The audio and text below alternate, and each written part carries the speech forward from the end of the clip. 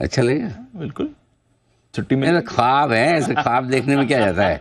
हाँ, सच है कि जब थोड़ी देर आप ख्वाब देखिए, मैं इसकी हकीकत आपको बताता हूँ क्या हो सकती है। तब तक आइए, एयू स्मॉल फाइनेंस बैंक, इसके नतीजे आने वाले हैं। और तैयार है आपके पास अनुमान, या इंडसइंड बैंक का पहले बताएं? इंडसइंड बता पहले इंडसइंड बैंक बताओ, चलिए। इंडसइंड बता दिया। अच्छा, तो एयू, तो फिर मैंने सही तो पूछा, हाँ, आपने ऐसे देखा।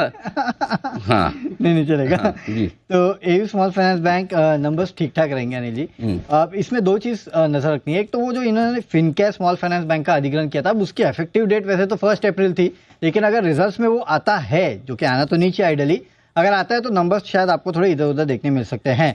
हमारा अनुमान एनआईआई करीब 12.5% के आसपास की बढ़ोतरी का है। मुनाफा आपको थोड़ा गिरता हुआ नजर आएगा, 12.9% के आसपास की गिरावट होगी। एनपीएस फ्लैट रहेंगे, नेट इंटरेस्ट मार्जिन में थोड़ा बहुत दबाव रहने वाला है। अब बेसिकली लोन ग्रोथ जो है, वो बैंक ने जो अपना डिपॉजिट ग्रोथ 26% बढ़ी है इनकी, कासा डिपॉजिट 9% बढ़ के आया है। कासा रेशियो जो है वो इस बैंक का काफी गिरा था, जिसका इंपैक्ट आपको कहीं ना कहीं इसके नेट इंटरेस्ट मार्जिन पे देखने मिलेगा। ग्रॉस एडवांसेस 25% बढ़ के आए थे।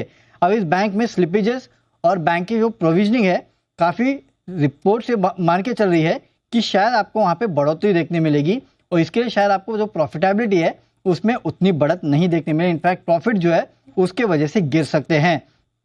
Q3 FY24 में अगर आप देखेंगे तो नेट इंटरेस्ट मार्जिन में 10 बेसिस पॉइंट के आसपास का फायदा भी इस कंपनी को हुआ था, तो शायद उसका इंपैक्ट भी इस बार देखने मिलेगा, और इसके लिए नेट इंटरेस्ट मार्जिन भी थोड़े कमजोर हो सकते हैं। तो काफी कुछ वन ऑफ शायद हो सकते हैं इस बार भी इस कंपनी के ओवरऑल नतीजों में। पिछले क्वार्टर में भी था, तो थोड़ा ध्यान से नतीजों को देखना, प्रोविजन और स्लिपेजेस पे खास नजर रखना है। शायद ये बढ़ सकते हैं, और अगर ज्यादा बढ़े तो प्रॉफिट आपका गिरेगा। ओके, तो ये है एयू स्मॉल फाइनेंस बैंक के नतीजों का पूर्वानुमान वरुण की तरफ से।